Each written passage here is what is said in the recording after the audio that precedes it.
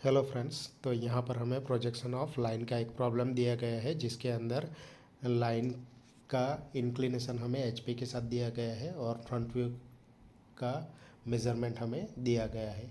तो इसके ऊपर से प्रॉब्लम को हम किस तरह से सॉल्व कर सकते हैं। तो गिवन डेटा को एक तरफ लिख लेते हैं। ये line A B 80 mm long, तो ट्रू लेंथ हमारी 80 mm हो जाएगी। इस inclined at 30 degree to H P, यानी कि एच पी के साथ उसका इंक्लिनेशन हमें दिया गया है ट्रू लेंथ का, तो वो थीटा होगा, theta equal to 30 degree. And its front view measures 56 mm, तो फ्रंट व्यू का डायमेंशन हमें दिया गया है 56 mm। फिर एक पॉइंट की हमें पोजीशन दी गई है, the end point capital A is 25 mm above H P, तो एक्स वाई लाइन ड्रॉ कर लेंगे हम और उसके ऊपर 25 mm का डिस्टेंस हम ले लेंगे।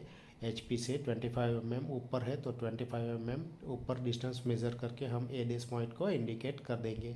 बाद में वो वीपी से कहाँ पर है, तो 15 mm in front of VP, तो 15 mm वो आगे है तो 15 mm एक्स वाई लाइन से नीचे आएगा और उसे हम ए पॉइंट से इंडिकेट कर देंगे, यानी कि बिना डैश के।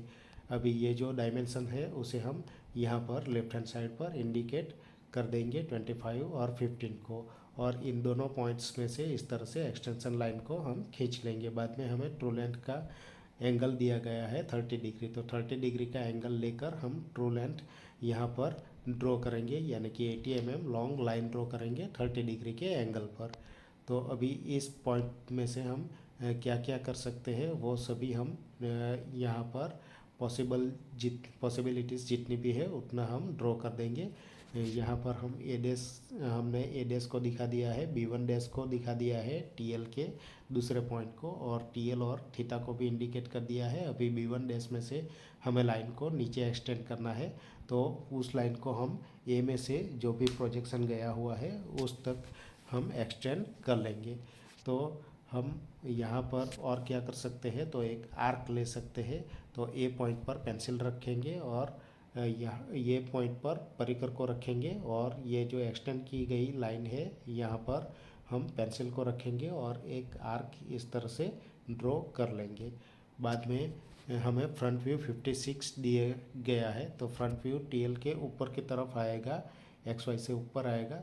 तो ये 56 का एंगल हमें नहीं दिया गया है, तो इसके लिए हमें क्या करना होगा, ए डैश में से जो भी हॉरिजॉन्टल लाइन गई हुई है उस पर हम 56 mm मेज़र करेंगे और एक चाप ऊपर की तरफ दिखा देंगे। तो यहाँ पर ए डैश से 56 mm का डिस्टेंस लेंगे हम हॉरिजॉन्टल लाइन पर, और ए डैश पर परिकर को रख के इस तरह से एक चाप ले लेंगे। बाद में इस चाप को नीचे एक्सटेंड कर लेंगे हम इस तरह से वर्टिकल लाइन के साथ। अभी हम क्या कर सकते हैं, तो यहाँ पर हम इसको ज्वाइन कर सकते हैं टीएल को। टीएल हमें 80 mm दी गई है, तो ये जो हमारा प्रोजेक्शन आएगा, वर्टिकल प्रोजेक्शन हमारा फ्रंट व्यू का, यानी कि फ्रंट व्यू के चाप का, तो उसके साथ ये टीएल हमारी कनेक्ट होगी। तो 80 mm का चाप लेकर हम इस लाइन को कनेक्ट कर सकते हैं। बाद में हम क्या कर सकते हैं, तो यहाँ पर टीएल को हम इंडिकेट कर देंगे, इसके पॉइंट को भी B1 को लिख देंगे, और नीचे की तरफ टीएल है यानी कि वीपी के साथ जो एंगल बनाती है वो फाई एंगल हमारा होगा। फिर हम यहाँ पर ऊपर एक एक्सटेंशन लाइन खींच लेंगे जो आर्क में टच करेगी। इसी तरह से हमें नीचे भी एक एक्सटेंशन लाइन को खींचना है, वो भी आर्क में टच करेगी। तो इस तरह से दोनों हॉरिजॉन्टल लाइन जो है बी वन डैश में से और बी वन में से खींचेंगे तो वो आर्क को टच करेगी। अभी यहाँ पर हमें पॉइंट्स मिल जाएंगे इस तरह से बी डैश, और नीचे की तरफ हमें बी पॉइंट मिल जाएगा।